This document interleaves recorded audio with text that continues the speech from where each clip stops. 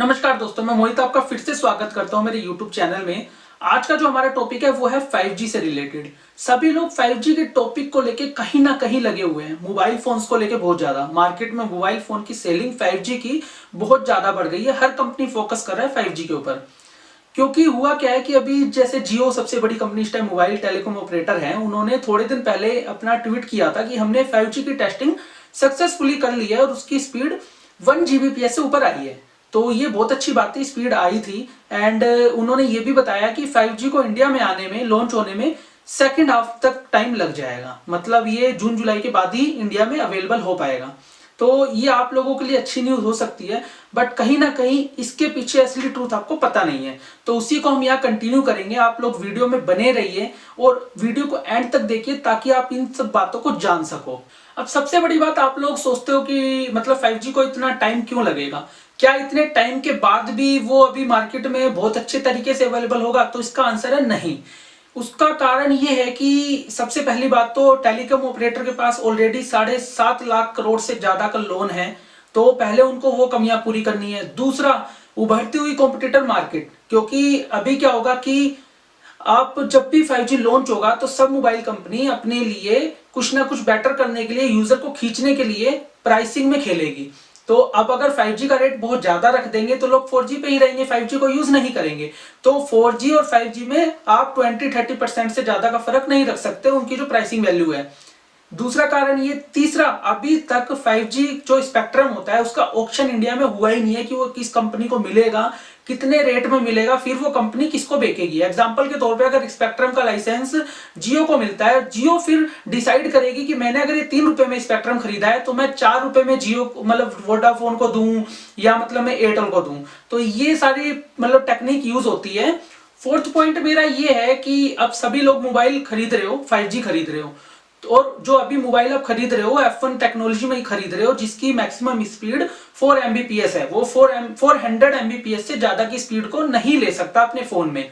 और जो मतलब कहा जाए कि जो 5G की स्पीड है वो 1 गीगाबाइट तक की है। तो क्या आपको लगता है कि अभी जो आप मोबाइल खरीद रहे हो वर्ती है? क्योंकि जब तक 5G पूरी तरीके से इंप्लीमेंट होगा तब तक शायद बहुत अच्छी टेक्नोलॉजी मोबाइल में इंस्टॉल होके आ जाएगी, और जो आज आप 30,000 20,000 का मोबाइल खरीद रहे हो वो मोबाइल आपको अप्रोक्स आपको 12 से 13,000 रुपए में अवेलेबल हो जाएगा, जब तक आपके जो मोबाइल नेटवर्क प्रोवाइडर है वो भी अपनी जो प्राइसिंग वैल्यू बहुत कम कर देंगे। क्योंकि अगर अभी वाले मोबाइल में आप 4G की स्पीड को कंपेयर करोगे, आप 5G वाले में 5G की स्पीड को कंपेयर करोगे तो आपको 50 से 60 Mbps से ज्यादा का फर्क नहीं मिलेगा, जो इतना ज्यादा किसी भी हम वीडियो पे या किसी भी चीज को देखने में फर्क ज्यादा शो नहीं करेगा।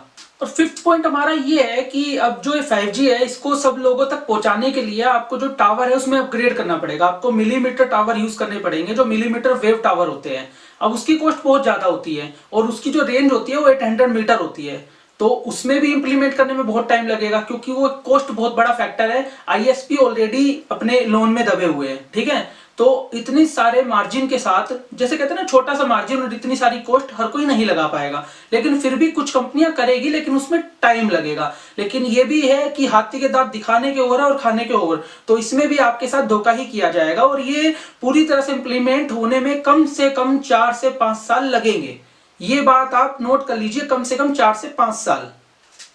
और 6 पॉइंट सबसे बड़ा ये है कि अब जो आईफोन या फिर जो आईफोन 12 जो लॉन्च हुआ, अभी तक का सबसे महंगा फोन है और 5G मोबाइल है वो। साथ में वन प्लस ने बहुत सारे मोबाइल यूज की, मतलब मार्केट में लॉन्च किए, MI ने भी किए। अब सबसे बड़ी सरप्राइजिंगली उसमें एक सबसे बड़ा मतलब जो पॉइंट है वो है कि उसमें मिलीमीटर बैंड अवेलेबल ही नहीं है। तो आईफोन जैसी कंपनी को भी लगता है कि इंडिया में आगे 2-3 साल तक मिलीमीटर बैंड अवेलेबल नहीं होगा।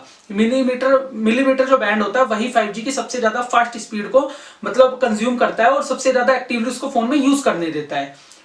तो और इसके साथ एक चीज और, जो मतलब एयरटेल के जो मित्तल साहब है, जो उनके CEO, उन्होंने साफ बोला है कि अगले क्वार्टर तक जो 4G की स्पीड है ना, और मतलब स्पीड है वो सेम रहेगी, लेकिन जो उसकी कॉस्ट है वो डबल हो जाएगी। क्योंकि अभी तक जो ISP प्रोवाइडर है वो खाली कंपटीशन के दायरे में रह के काम कर रहे हैं, लेकिन प्रॉफिट नहीं ले पा रहे हैं।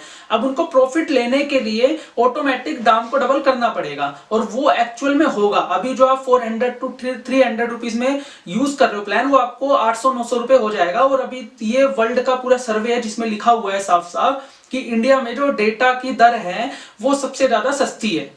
अब ये सब वीडियो बनाने का ना मेरा पर्पस ये था कि आप जो मोबाइल 5G यूज कर रहे हो, क्योंकि लास्ट जो मैंने वीडियो बनाई थी उसमें 5G को मैंने सही से एक्सप्लेन नहीं किया था, तो लोग उस चीज को समझ नहीं पाए, यूजर ने वीडियो देखी भी नहीं ज्यादा।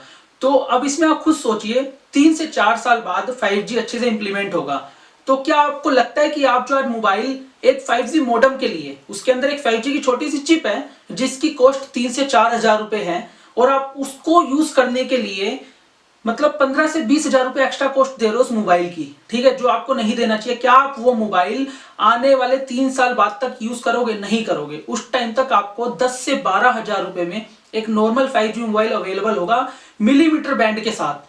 तो ये आप सोचिए। और अगर आपको लगता है कि आपने ले लिया है 5G, तो क्या आप खुद ही सोचिए कि आपकी स्पीड में फर्क पड़ा मोबाइल में? नहीं पड़ा, क्योंकि अभी तो आप 4G यूज कर रहे हो ना, आप मैक्सिमम स्पीड ले ही रहे हो, तो आपको उस 5G से फर्क क्या पड़ेगा।